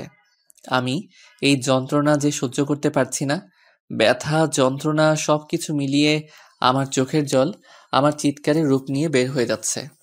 আমায় কেন তোমরা একা রেখে চলে গেলে? আমার পিঠে যে প্রচণ্ড ব্যথা করছে। মা বাবা আপু, তোমরা শুনতে পাচ্ছ? আমার পিঠে অনেক ব্যথা করছে। আমি অনেক গুলি খেয়েছি, কিন্তু এমন ব্যথা আমার কখনো লাগেনি। তোমরা কেন আমায় একা রেখে চলে গেলে? বেশ, কেন আমায় তোমাদের সাথে নিয়ে গেলে না? জানিস মা, রাজ তার নিজের মা আর বাবার নামে একটা অনাথ আশ্রম আর সুমনার নামে একটা হাসপাতাল তৈরি করেছে। রাজকে একটা মেয়ে তার ভার্সিটিতে নানাভাবে অপমান করত, কটু কথা বলতো, মা বাবা তুলে কথা বলতো, কিন্তু রাজ কিছুই বলতো না। কয়দিন আগে রাজ এসে আমায় বলে যায়, চাচা, আমার বোনেদের খুনিদের সন্ধান পেয়ে গেছি। এবার শুরু হবে মৃত্যুর মিছিল। সব কয়টাকে শোনাবো মৃত্যুর ভয়ানক শব্দগুলো। কি বলছিস কি রাজ? তুই, সুমনা আর সীমা হত্যা করা হয়েছে মানে? চাচা, হত্যা করা হয়েছে। তোমায় সব বলবো, তবে কাজ শেষ করে এসে। কিন্তু আমরা তো শুনেছি সীমা আত্মহত্যা করেছিল গলায় ফাঁসি দিয়ে। হুম, তবে রাজ যেহেতু বলেছে, তার পিছনে কোনো কারণ আছে নিশ্চয়ই। রিদিতার চাচার কথাগুলো শুনে নিজের বাসায় দৌড়ে চলে যায়। রিদিতা তার রুমে ঢুকে কান্না করছে আর নিজের কাজের জন্য বারবার আফসোস করছে। চাচাও কথাগুলো বলে দীর্ঘ একটা শ্বাস ছেড়ে সামনের দিকে পা বাড়ান। এদিকে শরীফ খান সীমান্তের বলা ঠিকানায় এসে পৌঁছে যান। বাসার ভেতরে প্রবেশ করে দেখতে পান ডাক্তার রাজের শরীরে ড্রেসিং করে দিচ্ছে। শরীফ খানকে দেখতে পেয়ে রাহুল বলে ওঠে, আরে আঙ্কেল, আপনি আসুন আসুন, বসুন এখানে। শরীফ খান রাহুলের পাশে গিয়ে বসেন। তিনি কাঁপা কাঁপা গলায় বলে ওঠেন, আসলে রাহুল, আমার মেয়ের অমন কাজের জন্য আমি খুবই দুঃখিত। রিদিতা হয়ে আমি ক্ষমা চেয়ে নিচ্ছি। রিদিতা এখনো অনেক ছোট, তাই। তাই অমন কাজ করেছে, তাই তো? চিন্তা নেই, আমি আপনার মেয়েকে ক্ষমা করে দিলাম, তবে ভবিষ্যতে এমন কাজ করলে আর ক্ষমা পাবে না।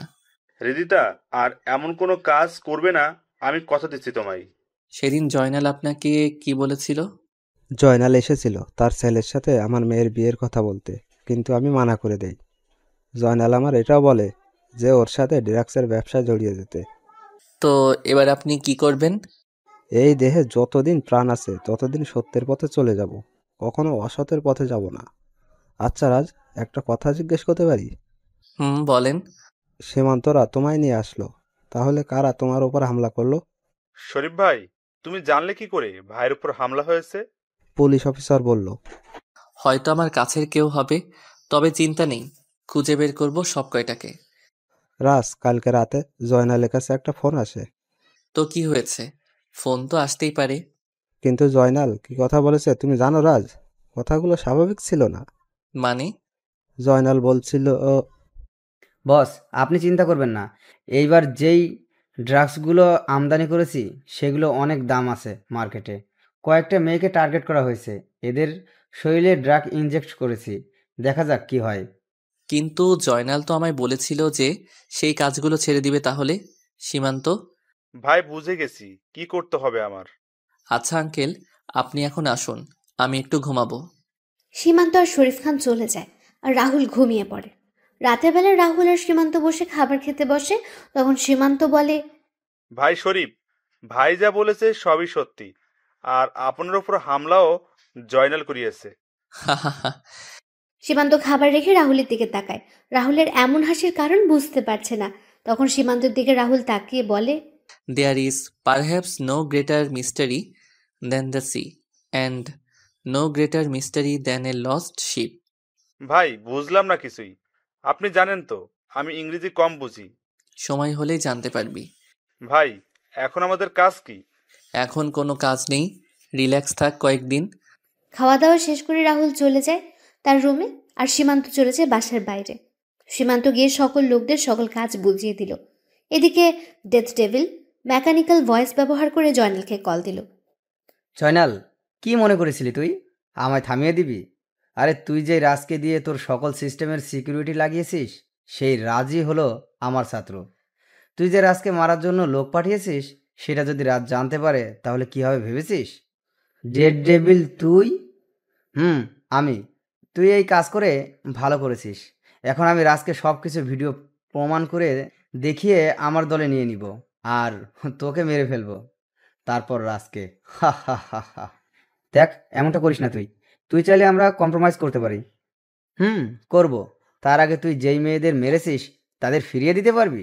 যদি পারিস তাহলে আমি কম্প্রোমাইজ করতে রাজি। জানি পারবি না, তাহলে রেডি হয়ে যাই নতুন খেলার জন্য। কালকে থেকে আবার খেলা শুরু হবে। কালকে কার উইকেট হারিয়ে যায় সেটা দেখতে থাক। কথাটা বলে ডেথ ডেভিল ফোন কেটে দেন। এদিকে জয়নাল মাথায় হাত দিয়ে বসে পড়ে। জয়নাল ফোন নিয়ে তার বসকে কল দিল আর বলল, বস, অনেক বড় সমস্যা হয়ে গেছে। রাজকে যে আমরা মারার জন্য লোক পাঠিয়েছিলাম, সেটা ডেড ডেভিল কি করে জেনে গেছে এবং আমাদের করা প্ল্যানের ভিডিও রাজকে দেখিয়ে দিবে। কি করব এখন বস? সব কিছু যে হাতের বাইরে চলে যাচ্ছে। কিছুই হাতের বাইরে যেতে দিব না। এবার সময় হয়ে গেছে আমাদের বিগ বস এর বাইরে আসার। বিগ বস মানে? আমার বস পুরো মাফিয়া জগতের কিং বিগ বস। সে খুব তাড়াতাড়ি আসছে, বাংলাদেশে আসছে। কবে আসবে বস? খুব তাড়াতাড়ি। বস ফোন কেটে কল দিল বিগ বসের নাম্বারে। বিগ বস কল রিসিভ করতে বস সালাম দিয়ে বলল, আপনাকে এবার বাংলাদেশে আসতে হবে। ডেড ডেভিল আর রাজ আমাদের দম বন্ধ করে দিয়েছে, আর আমাদের সকল কিছু বন্ধ করে দিয়ে যাচ্ছে। বসের কথাগুলো শুনে বিগ বস কল কেটে দিল।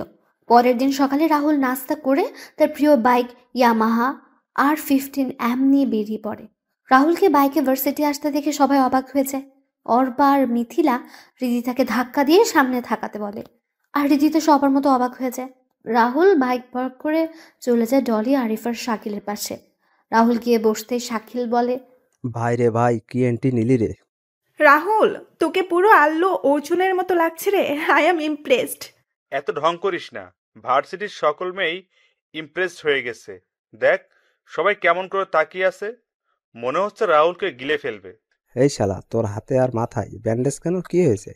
আরে অ্যাক্সিডেন্ট করেছিলাম, তাই এমন হয়ে গেছে। সবাই মিলে কথা বলছিল, তখন হৃদিতা তার বন্ধুরা আসে। হৃদিতা রাহুলের পাশে বসে।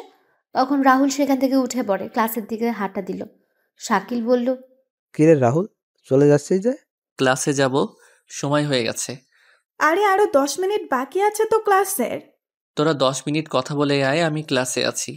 রাহুল কথাগুলো বলে চলে যায়। হৃদিতা তাকিয়ে আছে রাহুলের যাওয়ার দিকে। সবাই আরো কিছু সময় কথা বলে ক্লাসে চলে যায়। আরিফ, শাকিল আর ডলি রাহুলের পাশে বসে। তখন ডলি বলে, এভাবে চলে এলি কেন? সবাই মিলে কত মজা করলাম, তুই ছিলি না। ক্লাস সিটুর পর থাকিস। রিদিতা কি জানি কিসের টিট দেবে। রাহুল একবার শাকিল আর একবার হৃদিতার দিকে তাকায়। রাহুল দেখতে পায় হৃদিতা কেমন করে তাকিয়ে আছে। তোরা খেয়ে নিস ট্রিট। আমি আমার জীবনের সেরা ট্রিট পেয়ে গেছি। কিছু সময় পর স্যার ক্লাসে এসে ক্লাস নেওয়া শুরু করেন। ক্লাস শেষে স্যার যখন ক্লাস থেকে বের হয়ে যাবেন, তখন স্যার রাহুলকে উদ্দেশ্য করে বলেন, রাহুল, এখন ক্লাস শেষ করে আমার রুমে এসে একবার দেখা করবে। আচ্ছা।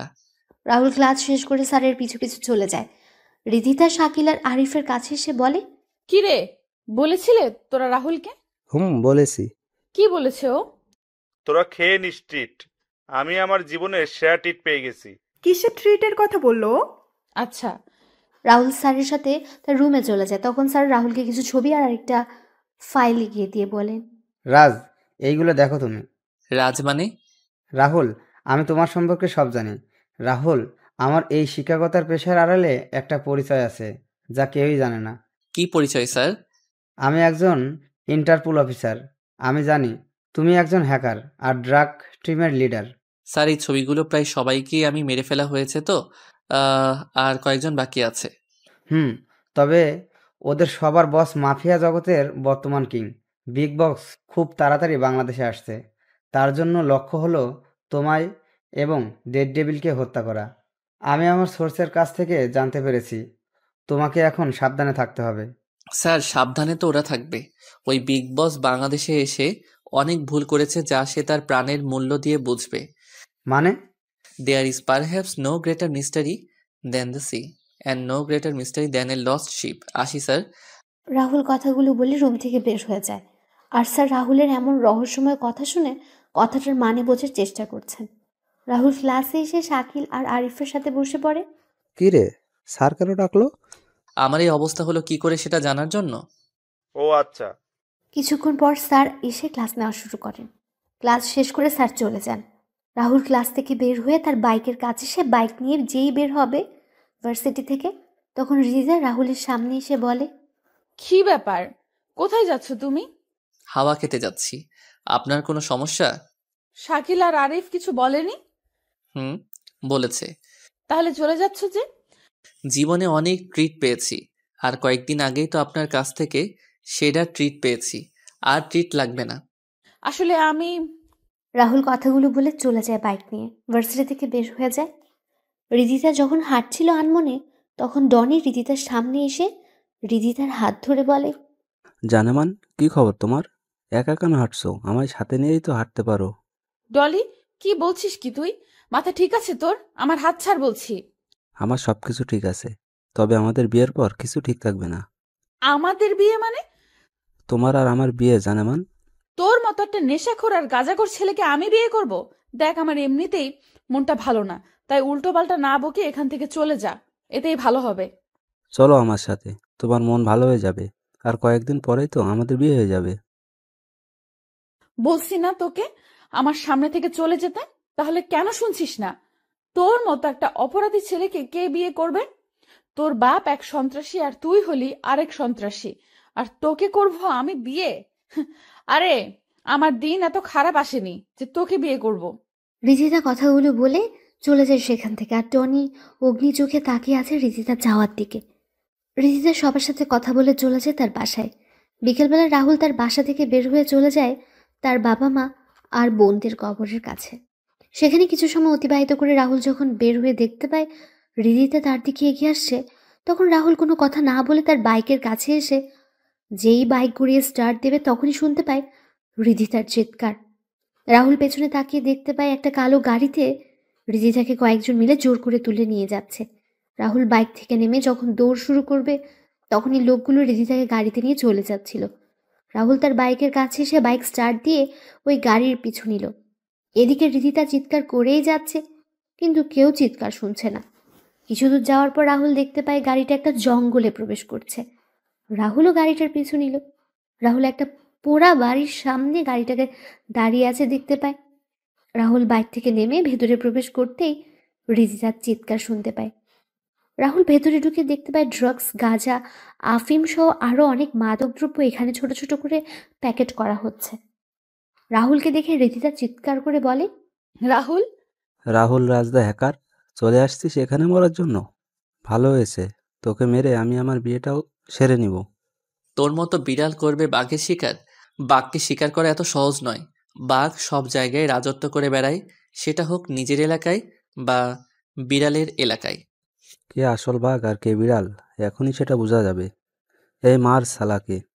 ডনির কথা শুনে ডনির লোকেরা যখন রাহুলকে মারার জন্য লাঠি, হকি স্টিক, পাইপ নিয়ে এগিয়ে আসে, রাহুল ডনিও সবার দিকে তাকিয়ে বলে ওঠে, এই 30 জন আমায় মারবে? কেন, বেশি মনে হচ্ছে তোর কাছে? এরা করব বাঘকে শিকার? হারে, এরা তো নিজেই বাঘের শিকারে পরিণত হবে।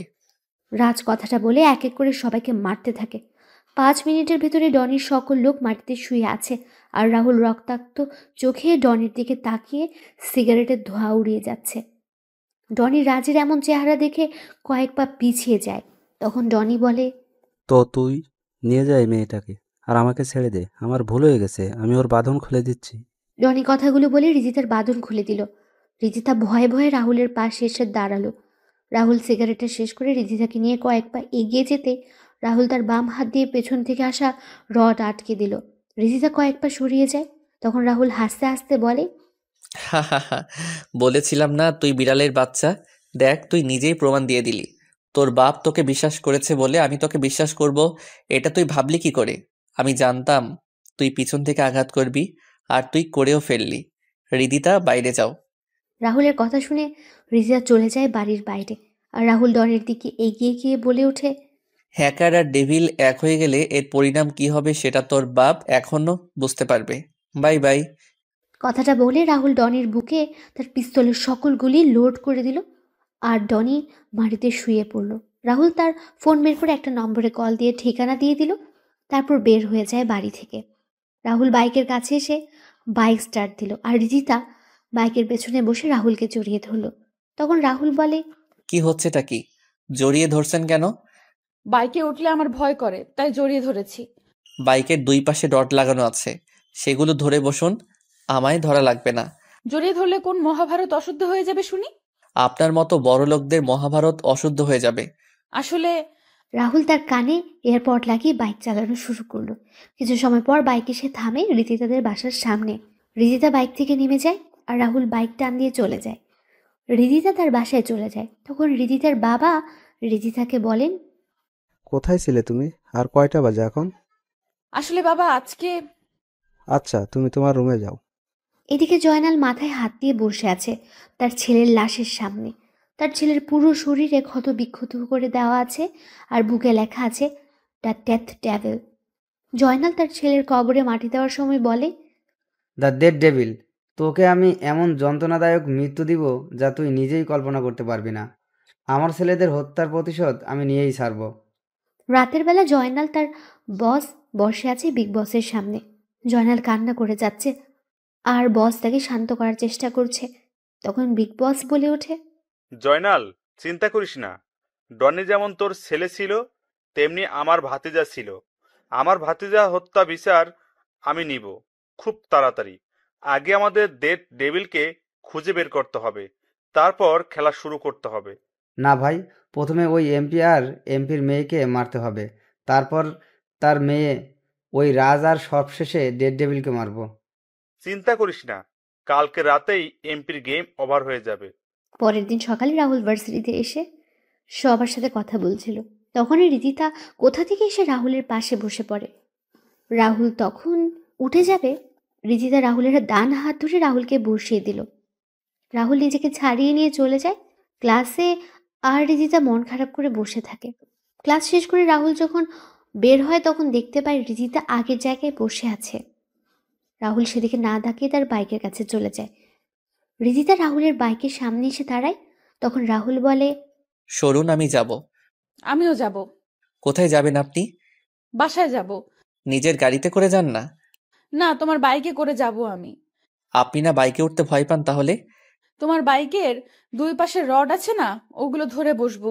কোনো রিদিতা আর কোনো কথা বলতে পারল না। রিদিতা রাহুলের উপর পড়ে যায়। রাহুল রিদিতাকে পড়তে দেখে ধরে ফেলে।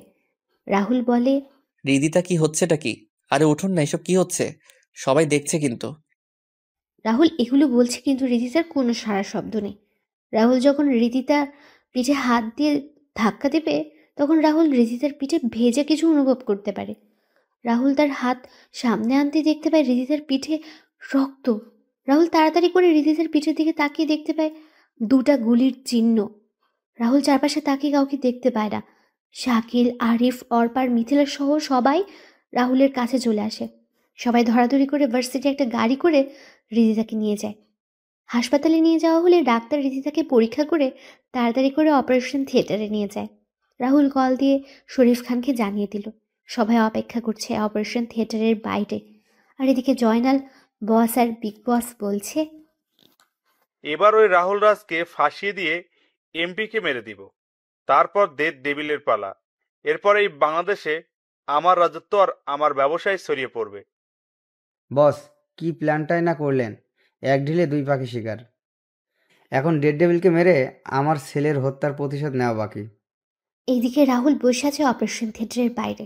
শরীফ খান কান্না করে যাচ্ছে। অর্পা, মিথিলা, ডলি, আরিফ, শাকিল সবাই দাঁড়িয়ে আছে। তখনই রাহুলের ফোন বেজে ওঠে। রাহুল ফোন রিসিভ করে বলে ওঠে, হ্যাঁ সীমান্ত, বল। ভাইয়া, যে শরীফ ভাইয়ের মেয়েকে গুলি করেছিল তাকে পেয়ে গেছি, এখন কি করব? তুই ওই কুত্তার বাচ্চাকে আমার সেলে নিয়ে যা, আমি আসছি। রাহুল কথাটা বলে ফোন রেখে সবার উদ্দেশ্যে বলে ওঠে, তোরা সবাই এখানে থাক, আমি আমার একটা কাজ শেষ করে আসছি। আর আঙ্কেল, আপনি চিন্তা করবেন না, ধৈর্য ধরুন। রাহুল বেরিয়ে পড়ে তার টর্চার সেলের উদ্দেশ্যে। রাহুল সেখানে পৌঁছে দেখতে পায় একটা ছেলেকে বেঁধে রাখা হয়েছে। রাহুল কোনো কথা ছাড়াই ছেলেটাকে গিয়ে মারতে থাকে। মারতে মারতে ছেলেটার অবস্থা খারাপ করে দিল রাহুল। রাহুল চেয়ার টেনে ছেলেটার সামনে বসে বলে, বল তোকে কে এই কাজ করতে বলেছে? ছেলেটা কোনো কথা বলছে না, শুধু হেসেই যাচ্ছে। এটা দেখে রাহুলের রাগের পরিমাণ আরও বেড়ে যায়। রাহুল যখন ছেলেটাকে মারতে যাবে তখন রাহুলের ফোন বেজে ওঠে। ছেলেটা বলে, নে তাড়াতাড়ি করে ফোন রিসিভ কর, তোর জন্য সুখবর আছে। তাড়াতাড়ি রিসিভ কর, না হলে যে ফোন করেছে সেও মারা যাবে। রাহুল ফোন বের করে দেখতে পায় আরিফের কল। রাহুল রিসিভ করতে আরিফ কান্না মিশ্রিত কণ্ঠে বলে ওঠে, বন্ধু, আমাদের তুই বাঁচা বন্ধু। ওরা আমাদের মেরে ফেলবে, হাসপাতালের সবাইকে। আর আর কি আরিফ, কি হয়েছে বল আমাকে। বন্ধু, রিদিতার বাবাকে ওরা মেরে ফেলেছে। আমরা অপারেশন থিয়েটারে লুকিয়ে আছি, ওরা দরজা ভাঙার চেষ্টা করছে। তুই তাড়াতাড়ি চলে আয়। রিদিতার অপারেশন মাঝপথেই থেমে গেছে, ওরা পাওয়ার সাপ্লাই অফ করে দিয়েছে। বন্ধু, সবাই ভয় পেয়ে আছে অনেক, তুই তাড়াতাড়ি চলে আয়। তোরা টেনশন করিস না, আমি আসছি। তোদের কিছু হবে না আমি থাকতে। রাহুল ফোন রেখে যেই বের হতে যাবে তখনই ছেলেটা হাসতে হাসতে বলে, সব কটা মারা পড়বি, এখন কেউ আর জীবিত পাবি না তুই। রাহুল পাশে থাকা একটা হাতুড়ি দিয়ে ছেলেটার মাথায় আঘাত করতে ছেলেটা নিস্তব্ধ হয়ে যায়। সীমান্ত, তাড়াতাড়ি করে হাসপাতালে চল। রাহুল আর সীমান্ত হাসপাতালে পৌঁছে যায়। সীমান্ত গিয়ে পাওয়ার সাপ্লাই রুম খুঁজে পাওয়ার সুইচ অন করে। তখন রাহুল আর সীমান্ত দেখতে পায় হাসপাতালে পরিণত হয়েছে মর্গে। হাসপাতাল জুড়ে রক্ত আর রক্ত। রাহুল আর সীমান্ত তাড়াতাড়ি করে অপারেশন থিয়েটারের সামনে গিয়ে দেখতে পায় শরীফ আঙ্কেল আর কয়েকজন নার্সের মরদেহ পড়ে আছে অপারেশন থিয়েটারের বাইরে। রাহুল শরীফ খানের লাশের সামনে গিয়ে শরীফ আঙ্কেলকে ডাকতে থাকে। Uncle, uncle. কোনো শব্দ নেই। সীমান্ত সহ বাকি সবাই পুরো হাসপাতালে খুঁজেও কাউকে পাচ্ছে না। রাহুল শরীফ খানের লাশ ধরে বসেছিল। হঠাৎ করে শরীফ খান শব্দ করে ওঠেন আর বলেন, রাজ, আমার সময় শেষ হয়ে এসেছে রে। আমার মেয়েটা অনাথ হয়ে গেল বাবা। তুই আমায় কথা দে, তুই ওদেরকে ছাড়বি না। বল বাবা, বল বাবা। হ্যাঁ আঙ্কেল, আমি কাউকে ছাড়বো না। তোমার আর তোমার কিছু হবে। এই তাড়াতাড়ি করে ডাক্তারকে ডাক না তোরা। না বাবা, আমার সময় শেষ। তুই আমার মেয়েটাকে তোর সাথে রাখিস। আমার মেয়েটাকে আমি তোর হাতে তুলে দিলাম। তুই এখনো আর কোনো কথা বলতে পারছিল না শরীফ খান। তখন সীমান্ত রাহুলের কাছে এসে বলে, ভাই, পুরো হাসপাতালে খুঁজে কাউকে পায়নি, মনে হয় ওরা চলে গেছে এখান থেকে। রাহুল সহ সবাই অপারেশন থিয়েটারের সামনে গিয়ে দেখতে পায় অপারেশন থিয়েটারের ভেতর থেকে বন্ধ। রাহুল কল দিল আরিফের নম্বরে, কিন্তু কেউ রিসিভ করছে না। রাহুলের টেনশন যেন বেড়ে যাচ্ছে। রাহুল একের পর এক ফোন দিয়ে যাচ্ছে, কিন্তু রিসিভ হচ্ছে না। রাহুল সীমান্তকে বলে দরজা ভাঙার জন্য, আর এদিকে রাহুল ফোন দিয়ে যাচ্ছে। হঠাৎ করে ফোন রিসিভ হতে রাহুল বলে ওঠে, হ্যাঁ আরিফ, তোরা কোথায়? আমি অপারেশন থিয়েটারের বাইরে দাঁড়িয়ে আছি, তোরা কই? বন্ধুরে। শাকিল, কি হয়েছে? কান্না করছিস কেন তুই? দরজা খোল তাড়াতাড়ি। কিছু সময় পর শাকিল এসে পাশের একটা রুমের দরজা খুলে দিল। রাহুল সীমান্ত ভেতরে ঢুকে দেখতে পায় সবাই একটা লাশকে ঘিরে রেখেছে আর কান্না করছে। রাহুল ধীর পায়ে এগিয়ে যায় সামনের দিকে। রাহুল সামনে গিয়ে লাশের দিকে তাকাতে থমকে যায়। রাহুল লাশের সামনে যেয়ে বলে ওঠে, আরিফ, এ আরিফ, কথা বল। দেখ আমি এসেছি তো তোকে বাঁচানোর জন্য। কি রে, কথা বলছিস না যে? এই আরিফ। রাহুল আরিফের লাশকে জড়িয়ে ধরে কান্না করছে আর চিৎকার করছে, কিন্তু আরিফ নিশ্চুপ। আরিফ পৃথিবীর মায়া ছেড়ে পাড়ি দিয়েছে পরপারের যাত্রায়। কি করে এসব হলো? আমরা যখন অপারেশন থিয়েটারের বাইরে অপেক্ষা করছিলাম, তখন বাইরে গুলির আওয়াজ শুনতে পাই। কিছু বুঝে ওঠার আগেই জয়নাল ও দুইজন পিস্তল হাতে তাদের লোক নিয়ে আমাদের সামনে চলে আসে। আমরা কিছু বুঝতে পারছিলাম না। তখনই আঙ্কেল সামনে গিয়ে ওদের সাথে কথা বলতে যাবেন, তার আগেই ওরা অপারেশন থিয়েটারে ঢোকার চেষ্টা করে। তখন আমরা সবাই অপারেশন থিয়েটারে ঢুকে পড়ি। আঙ্কেল যখন আসতে যাবে তার আগেই ওরা আঙ্কেলের লক্ষ্য করে গুলি করে দেয়। আর আঙ্কেল আরিফের এমন অবস্থা হলো কি করে? রিদিতাই বা কোথায়? আমাদের ফোনের আলোতে রিদিতার অপারেশন করা হয়। অপারেশন শেষে প্রয়োজন হয় রক্তের, যা পাশের একটা রুমে ছিল, কিন্তু কেউ ভয়ে যাচ্ছিল। তখন আরিফ সাহস করে চলে যায়। আর আরিফ যখন ফিরে আসে তখন আমরা আরিফের শরীরের গুলির চিহ্ন দেখতে পাই। ডাক্তাররা কিছু করার আগেই আরিফ আমাদের ছেড়ে চলে যায় বহু দূরে। অপারেশন থিয়েটারের দরজা ভেঙে ওরা রিদিতাকে নিয়ে যায় আর আমাদের ভয় দেখিয়ে চলে যায় ওরা। রাহুল যখন সব শুনছিল তখনই রাহুলের ফোন বেজে ওঠে।